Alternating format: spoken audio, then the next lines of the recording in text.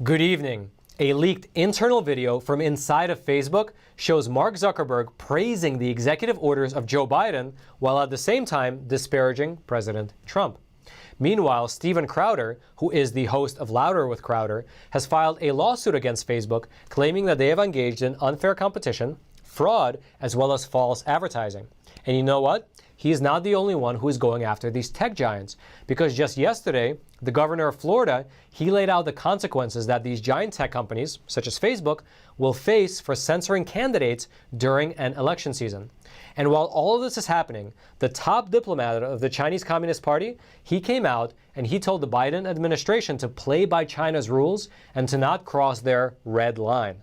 Now, what does that mean? Well, let's go through that together. This is your daily Facts Matter update, and I'm your host, Roman from the Epoch Times.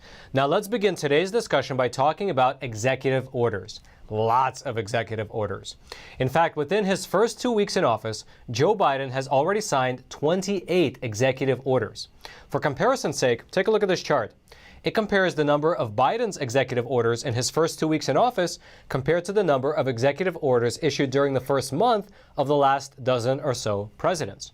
And as you can see, FDR actually holds the record for the most executive orders issued in his first month, sitting at a cool 30. However, Joe Biden still has 2 full weeks to catch up to that, though. Now, these record number of executive orders that were issued by Joe Biden are working to reverse the actions that were taken by President Trump across multiple areas, such as by preserving and fortifying the DACA program, strengthening Obamacare, allowing transgender people to serve in the military, and so on. And now, while some people are criticizing this large number of executive orders as a circumvention of Congress, particularly in regards to programs like DACA, other people are actually supportive. For example, Project Veritas has just released a leaked video from inside of Facebook showing Mark Zuckerberg during a meeting praising some of these executive orders from Joe Biden. Take a look. In his first day, President Biden already issued a number of executive orders on areas that we as a company really care quite deeply about. I think that these were all important and positive steps, and I am looking forward to opportunities where Facebook is going to be able to work together with this new administration on some of their top priorities, starting with the COVID response. And furthermore, here's another clip showing Mark Zuckerberg disparaging President Trump. That was a violent insurrection, and it was deeply, deeply disturbing. You just can't have a functioning democracy without a peaceful transition of power. That's critical. And that is why I just think it's so important that our political leaders lead by example, make sure that we put the nation first here. And what we've seen is that the president has been doing the opposite of that, and instead, fanning the flames of those who think that they should turn to violence to overturn the election outcome. So yesterday, we moved quickly to remove the posts by the president that violated our policies, including a video of his in which he expressed support for the people causing the violence. Now, the question that you might be asking yourself after watching that is this: what exactly is Mark Zuckerberg referring to there? Because on January the 6th, President Trump was giving a speech in Washington, D.C., wherein he told his supporters to remain peaceful. And in fact, he was still giving that speech. He was still literally giving that speech when 2 miles away, over at the Capitol, protesters turned violent and began to break in. And then afterwards, after the protesters had breached the Capitol building, President Trump released several videos on social media, including on Facebook, asking the protesters to leave, to go home, and he condemned the violence. However, regardless of what he actually said, Facebook claimed that he was condoning rather than condemning the actions of his supporters. And they, of course, then banned him. It looks like we've come to a point now where the plain meaning of English words are open to interpretation by the censors over at Big Tech. Now, we here at the Epoch Times, we actually reached out to Facebook for comment on the contents of this leaked video, but have yet to hear back.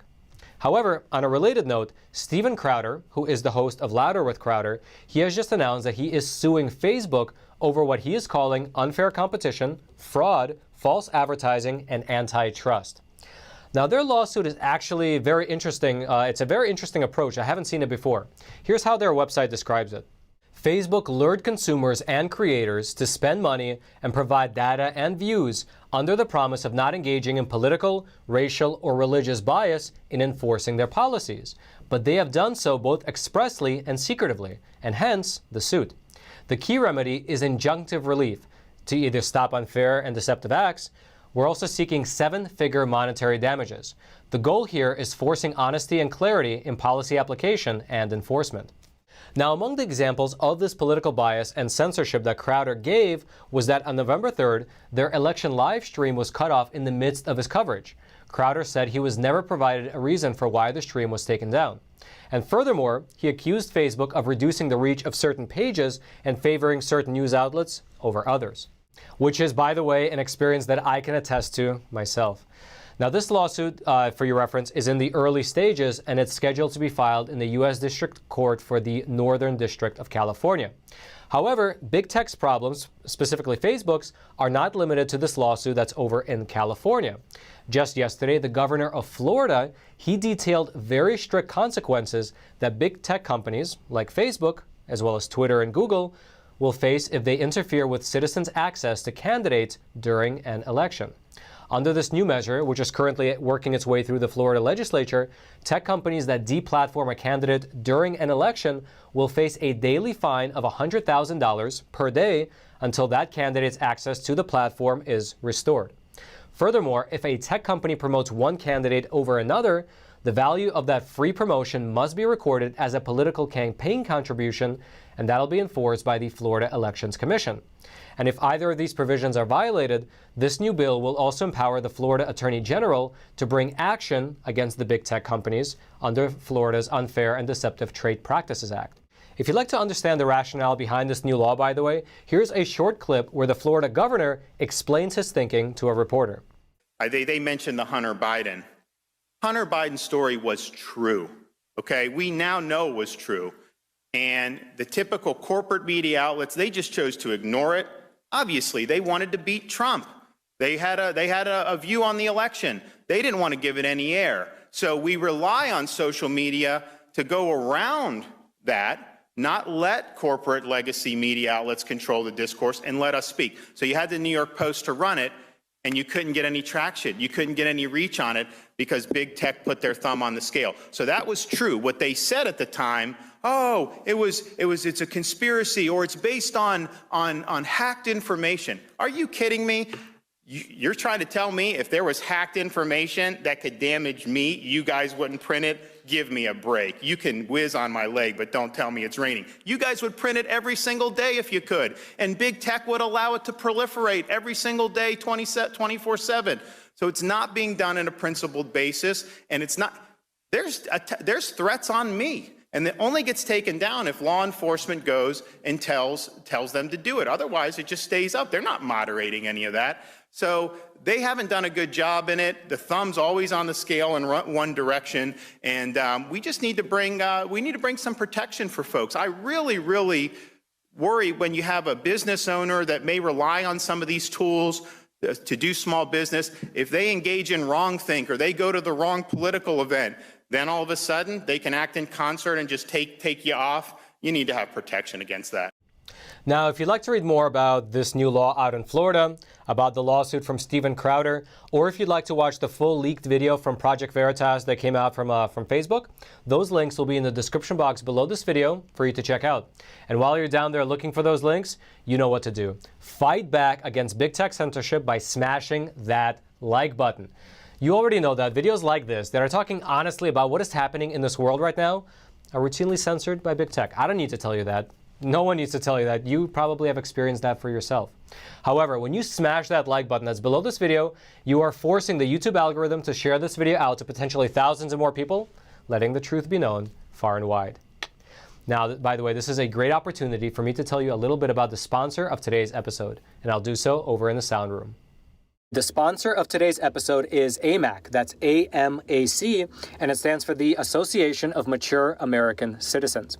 Now, I myself, I'm about 20 years too young to join, but if you or somebody else in your family is 50 years old or over, you should consider joining AMAC. They're basically the conservative alternative to the AARP. And there are about three main benefits to joining. The first one is the money-saving benefit because they offer discounts to their members on retail shops throughout the U.S., on restaurants, as well as on things like vitamins, insurance. I'll throw a link in the description box below for the full list of the discounts that they offer. It's pretty big. Then the second thing is that they send their magazine directly to your front door, which is really good. Even though I'm not a member, I have read their magazine and it's filled with really good articles. And then the third thing, which people say is the most important to them, is that they fight for conservative values on Capitol Hill. Basically, they fight back against what they're referring to as the socialist storm that is brewing in America. And they fight for that in Washington, D.C., they say, every single day. So if you're interested in joining, it's not that expensive. It's only $16 per year. You can go on over to amac.us/factsmatter. That's amac.us/factsmatter. Or you can click on the link in the description box below. So again, AMAC, thank you so much for sponsoring our episode. And now, Roman in the studio, back to you. And now let's talk a little bit about Sidney Powell. It was just announced a little over a week ago that Sidney Powell has launched a new super PAC. What's it about? Well, its name is the Restore the Republic Super PAC, and it is dedicated to a range of goals, including freedom of speech, constitutional rights, and the sacred right of free and fair elections. When explaining what prompted her to start the Super PAC, here's what Sidney Powell had to say. Americans are starved for truth, restoration of the rule of law, and even-handed accountability, and are fed up with government corruption and an elitist political class that views them with condescension and contempt.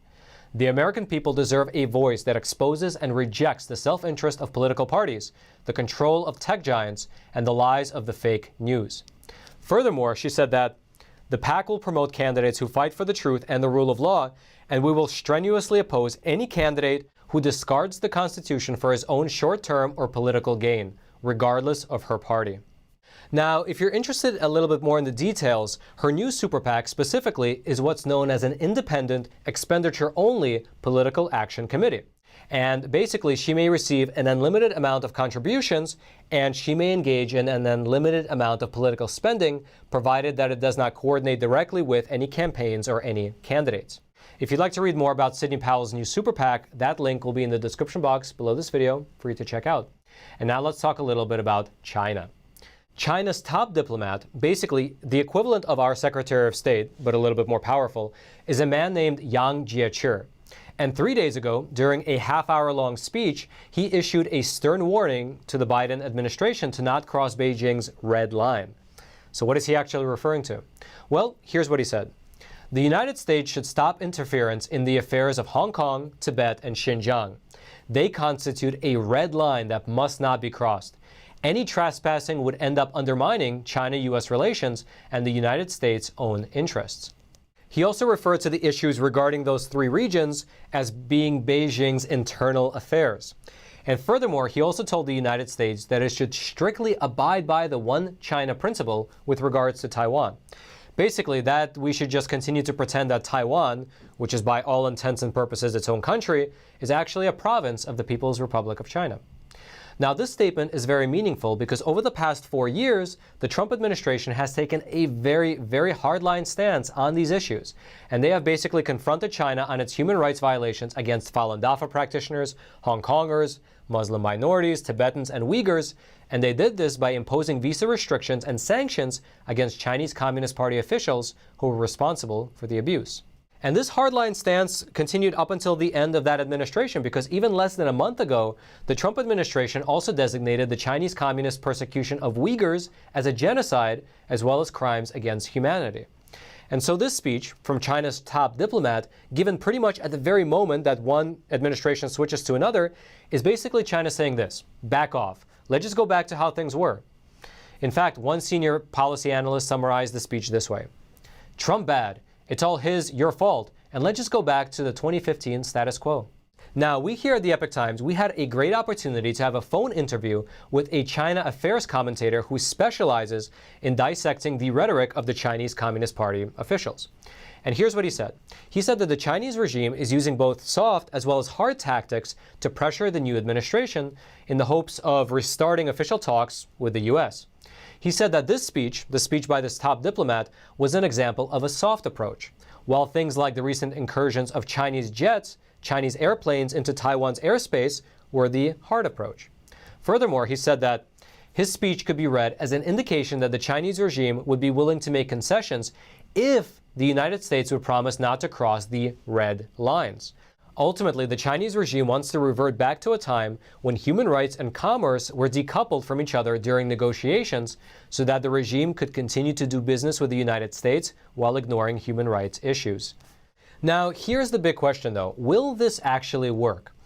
I'm not sure. In fact, there was a recent poll that I saw which showed that basically across the political spectrum, both Democrats and Republicans hold a negative view of the Chinese Communist Party. And so we'll have to see. Only time will tell what the relationship between the U.S. and China will develop into over the next 4 years. If you'd like to read more about this speech given by the Chinese diplomat, that link will be in the description box below this video for you to check out. And now let's talk a little bit about what happened over in Burma. 3 days ago, the Burmese military took over the government in what some are describing as a military coup. Now, by the way, in case you don't know, Burma is a country in Southeast Asia, and it was formerly known as Myanmar. So how do we know that there was an actual military coup there? Well, Burma has a military television station called Mayawati TV. And on Monday, an announcer came on and made the announcement that the military has taken control of the country for 1 year. Furthermore, according to the Irrawaddy, which is an online news service over in Burma, they reported that the state councillor, who is basically the nation's top leader, as well as the country's president, were both detained. And by the way, the state councillor in Burma is a woman named Aung San Suu Kyi, who won the Nobel Peace Prize for advancing democracy in Burma back in 1991, and now she's under house arrest once again. That same online news service also reported that members of her party's Central Executive Committee, lawmakers, as well as regional cabinet members have also been taken into custody. Now, why did this all happen? Well, according to that statement from the military television station, the army said that it detained these officials in response to what they called election fraud. They handed the power over to the military chief and are now imposing a state of emergency for a full year based on this election fraud. Here's what their statement said. The voter lists which were used during the multi-party general election, which was held on the 8th of November, were found to have huge discrepancies, and the Union Election Commission failed to settle this matter. Although the sovereignty of the nation must derive from the people, there was terrible fraud in the voter list during the Democratic general election, which runs contrary to ensuring a stable democracy. The state of emergency is effective nationwide, and the duration of the state of emergency is set for 1 year, starting from the date this order is announced in line with Article 417 of the 2008 Constitution. Now, although the military alleged that there was massive voter fraud, last week the Burmese Union Election Commission rejected the allegations, saying that the election was actually fair. However, obviously the military did not agree. Now, as of yesterday, the U.S. has officially designated this military takeover in Burma as a coup, and therefore they are going to cut off all foreign aid to Burma. According to a State Department official, after careful review of the facts and circumstances, we have assessed that Aung San Suu Kyi, the leader of Burma's ruling party, and Win Myint, the duly elected head of government, were deposed in a military coup on February the 1st. Now, by the way, at the moment, it is not possible to get comments from either the state councillor or from the president of Burma, since both phone and internet access have been lost in the city where they are being held, which is also, by the way, Burma's third largest city. We'll keep you abreast of any developments as they're going to be coming about in this story, and if you'd like to read more about what is happening over in Burma, those links will be in the description box below this video for you to check out. And now lastly, I would like to end our discussion by talking a little bit more about big tech censorship. It seems like we started our program with that topic, and it's a fine topic to end on. As I already mentioned, on the very same day that President Biden was sworn into office, YouTube made the decision to demonetize our channel. We can no longer run any advertising, either before, during, or after our program, and the Super Chat feature has been disabled. Basically, they cut off any way that we can monetize our program. Now, they did not give us any prior warning or any specific explanation as to why they did this. YouTube just willy-nilly did it one day without telling us. However, this frankly is not the first time that we were targeted by a major big tech company. In fact, about 2 years ago, Facebook, they also blocked our ability to advertise our newspaper subscriptions on their platform. And here's the ironic part. Instead of defending press freedom, other media organizations, such as the New York Times and NBC, they have spent considerable time as well as resources in an effort to attack the Epoch Times. However, here's the truth. When the founders of the Epoch Times, who were, by the way, Chinese Americans who fled communist China, created this news organization, which was about 21 years ago now, they never expected that this type of censorship would be here in America. They were caught really shocked. I mean, I think all of us were, frankly. However, despite all of this censorship, and even as the print industry has been declining, we here at the Epoch Times, we have actually been able to grow significantly over the last few years. And I believe that that's because we have never compromised our editorial integrity. We still believe, and we actually really strongly still believe, that the freedom of the press and the importance of the press are the cornerstone of a free society.